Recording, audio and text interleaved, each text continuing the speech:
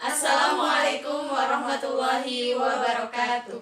Kami kelompok 1 akan mempresentasikan tentang metode pencatatan akuntansi perusahaan dagang dalam sistem perpetual. Nah, dengan ini sebelumnya perkenalkan kelompok saya. Yang pertama, Leni Cahaya Utami. Saya Siti Asbia Supriyatna. Saya Nurinda Hartati. Saya Habibah Tiara Amalia. Nah, selanjutnya materi definisi yang pertama akan disampaikan oleh saya sendiri.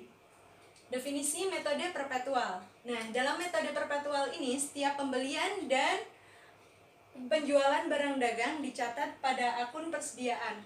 Akibatnya, jumlah barang dagang yang tersedia untuk dijual itu sudah masuk dalam catatan persediaan.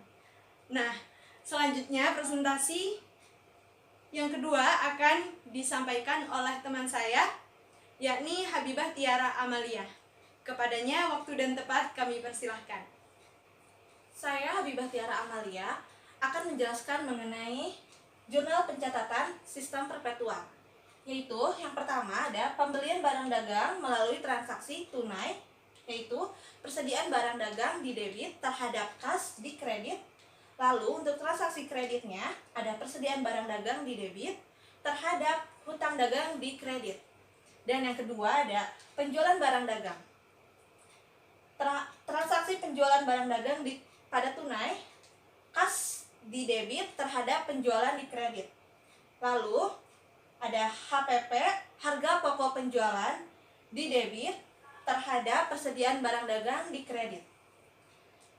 Penjualan barang dagang untuk transaksi kredit, piutang dagang di debit terhadap penjualan di kredit, dan HPP harga pokok penjualan di debit terhadap persediaan barang dagang di kredit. Lalu, adapun yang ketiga, retur pembelian.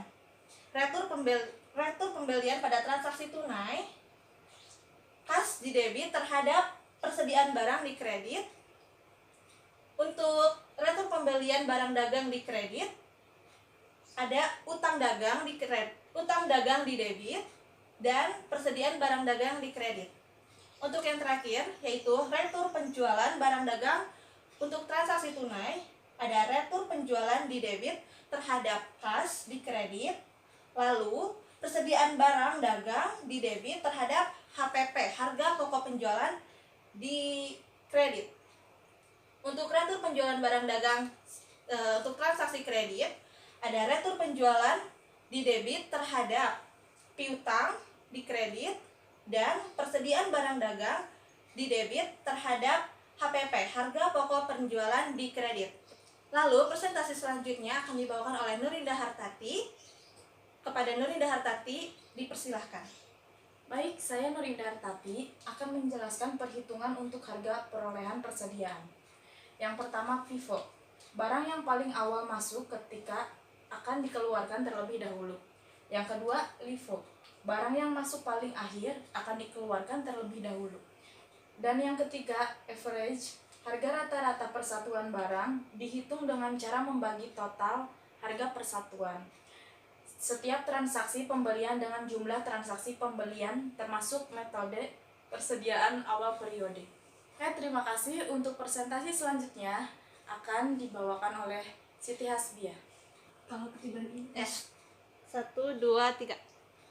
Baik, perkenalkan saya Siti Asbia Supriyatna. Di sini saya akan memberikan beberapa contoh untuk metode perhitungan harga perolehan dari 3 metode tadi, yaitu FIFO, LIFO, dan average. Nah, yang pertama, kita akan lihat contoh soalnya dulu. Ini adalah contoh soal untuk semua metode, yaitu FIFO, LIFO, dan juga average. Nah, di sini kita akan memulai dengan contoh soal penyelesaiannya menggunakan metode FIFO. Yang pertama, kita di tanggal 1 April ada persediaan awal, yaitu kuantitasnya 100 unit dan harganya 100.000. Nah, di sini kita masukkan ke dalam persediaan ataupun di kartu persediaan, yaitu 100 unit. Ini dalam ribuan rupiah. 100 unit jadi 10 juta. Selanjutnya tanggal 5 April. Nah, 5 April ini ada pembelian, yaitu 300 unit dengan harga 120. Kita masukkan di kartu persediaan 300 unit pada pembelian dengan total 36 juta. Maka kita tambahkan yang tadi 100 unit ditambah 300 unit dengan masing-masing berbeda harga, yaitu 10.000 dan 12.000, maaf. Nah, selanjutnya yaitu ada penjualan. Nah, dengan metode FIFO di sini kita menjual 100 unit. Maka yang terjadi adalah yang dijual yang pertama kali, karena FIFO itu first in first out, maka yang pertama masuk dia yang dijual. Maka yang dijual adalah yang 100 unit ini dengan harga tadi totalnya 10 juta. Di sini dikeluarkan. Nah, di sini tinggal sisa 300 per harga 36 juta. Selanjutnya metode LIFO atau LIFO. Nah, metode LIFO ini barang masuknya tadi sama 100 unit, yaitu dengan harga 10 juta. Lalu masuk pembelian 300 dengan harga 36 juta ataupun satuannya 120.000. Masuk, lalu ketika dikeluarkan karena dia menggunakan LIFO ataupun last in first out, maka kita menggunakan harga yang 36 juta ini ataupun yang persatuannya 120.000.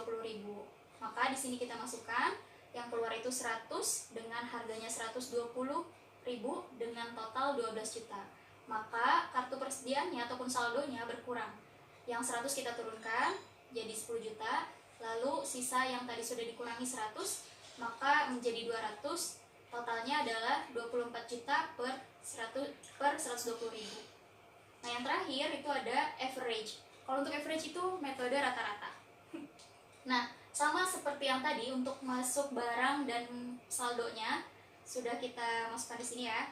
Nah, untuk penjualan maka kita harus mengakumulasikan dan membaginya, yaitu 100 ditambah 300 unit, maka totalnya 400 unit dengan total harga 44 juta, dan ketika diakumulasikan dan dibagi itu 110.000. Maka yang kita dapatkan harga pokok perolehannya ataupun harga pokok penjualannya itu adalah 110.000 dengan dijual 100, maka harganya 11 juta totalnya. Nah, itu untuk metode average. Nah, yang membedakan antara perpetual dengan periodik di laba rugi, di metode perpetual itu menampilkan langsung harga pokok penjualan. Nah, sedangkan kalau di periodik itu harus mencari dulu. Itu saja mungkin yang bisa saya sampaikan mengenai contoh soalnya. Kurang lebihnya mohon maaf. Terima kasih. Wassalamualaikum warahmatullahi wabarakatuh.